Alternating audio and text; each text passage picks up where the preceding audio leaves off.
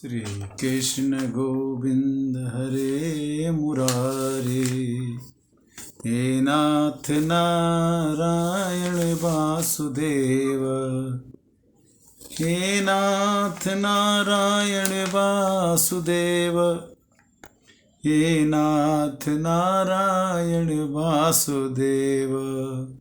श्री कृष्ण गोविंद हरे मुरारी, हे नाथ नारायण वासुदेव। मानस ज्ञान भाग 52। आज चर्चा होगी जयंत पर राम जी ने कैसे कृपा किया। इंद्र का लड़का जयंत,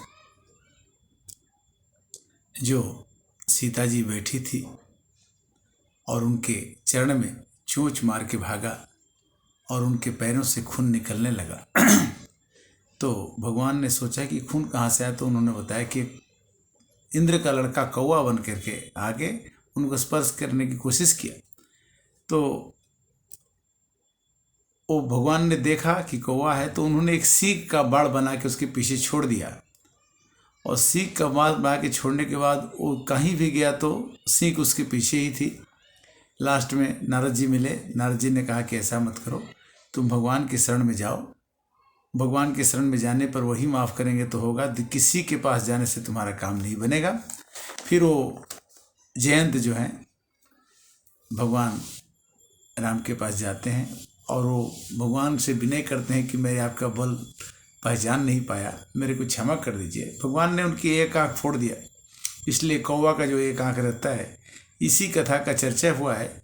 इसके साथ में कोशिश ये की गई है कि सीता जी को अनुसुईया जी ने पतिव्रता के लक्षण बताए हैं और पत्नी के क्या गुण होने चाहिए ये बताए हैं। ये 2-3 बातों का समावेश करने की कोशिश भगवान की कृपा से है कि यति कृपाल रघुनायक,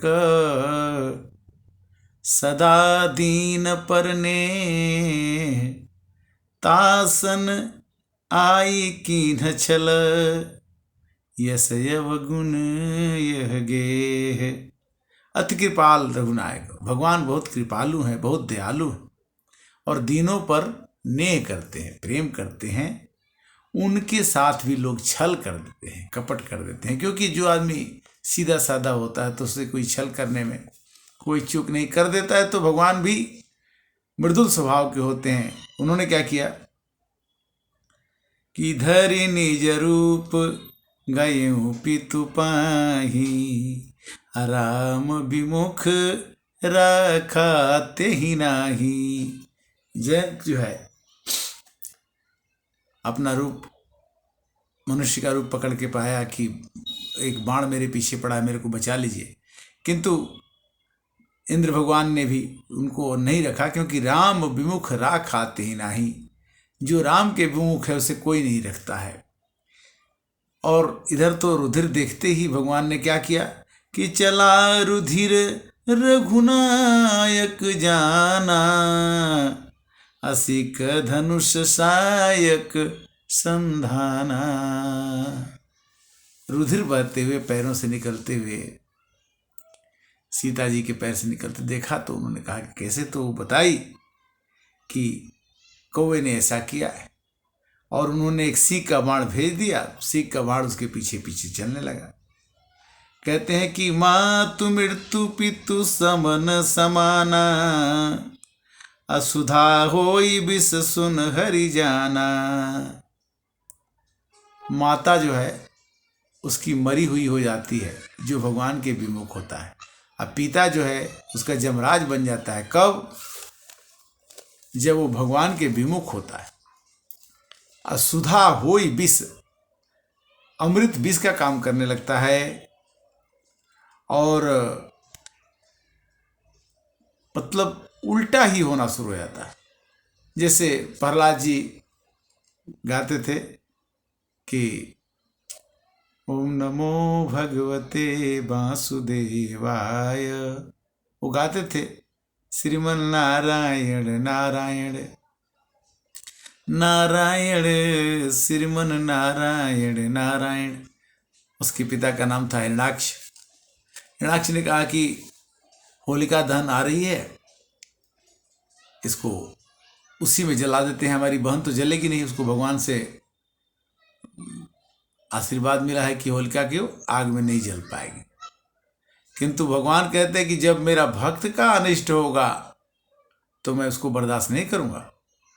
मातु मृत्यु पितु समन समाना, असुधा होई विष सुन हरि जाना। सुधा विष हो जाती है कब? जब भगवान के विमुख कोई काम करता है। तो होलिका ने प्रहलाद जी को गोद में लेके बैठ गई और होलिका जल गई और प्रहलाद जी बच गए। तब से होली जलाने की प्रथा चलती आ रही है कि होलिका दहन होगा। सत्य की जीत होती है और सत्य को हारना ही पड़ता है। जयंत कहता है कि मेरे को अब क्षमा कर दीजिए। सब जग ताहि अनिलत ही ताता, जो जगुबीर विमुख सुन भ्राता। हे भाई, जो भगवान के विमुख होता है उसको दुनिया में कोई नहीं बचा सकता। उसके लिए सब जगह आग ही आग है। कहते हैं जयंत जी, जो कौवे के रूप में माता सीता को स्पर्श किए थे, कहते हैं कि हे भगवान, अतुलित बल अतुलित प्रभुताई, मैं मति मंद जानी नहीं पाई। हे भगवान, आपके पास अतुलित बल है और अतुलित प्रभुताई है, अतुलित कृपा है, असंख्य, जिसका कोई सीमा न हो, असंख्य, अमित। और मैं हूं मतिमंद, मैं हूं मूर्ख। आपकी प्रभुताई को मैं नहीं जाना, इसलिए मुझे क्षमा कर दीजिए। क्या करिए कि सुन कृपाल यति आरत बानी, एक नयन करी तजा भवानी। शिव जी ने कहा कि हे पार्वती, देखो भगवान राम कितने दयालु हैं कि इतना गलती करने के बाद भी केवल उसकी एक आंख फोड़ के छोड़ दिए।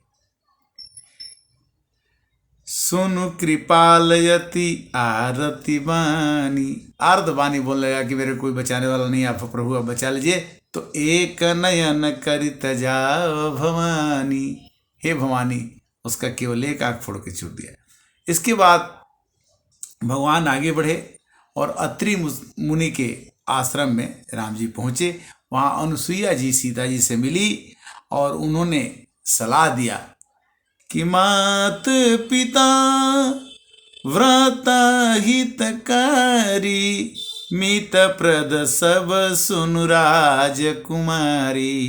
हे राजकुमारी, माता भी है इस परिवार में, पिता भी हैं, भाई भी है, बंधु भी हैं, मित्र भी है, किंतु अति दानी फरता वैदेही। बिना पति के आनंद, सुख और मोक्ष नहीं मिल सकता है। अति दानी भरता वैदेही, अधम नारी जो सेवन तेही। वह नारी अधम है जो अपने पति की सेवा नहीं करती है। और कहते हैं क्या कि धीरज धर्म मित्र यरुनारी, आपद काल परीक्षु चारी। अगर आपके पास कोई कष्ट आ जाए, कोई दुख आ जाए, कोई परेशानी आ जाए, तो पहले धीरज रखिए, इसके बाद आप धर्म का निर्वहन कीजिए और फिर उसके बाद मित्र के पास जाइए, और उसके बाद आपका काम नहीं बनता तो आप नारी के पास जाइए। और आपातकाल में चारों की परीक्षा हो जाती है। और चारों लोग, ये चर्चा हम फिर कल करेंगे कि नारी के क्या क्या गुण होने चाहिए और प्रतिव्रता नारी के क्या गुण होने चाहिए।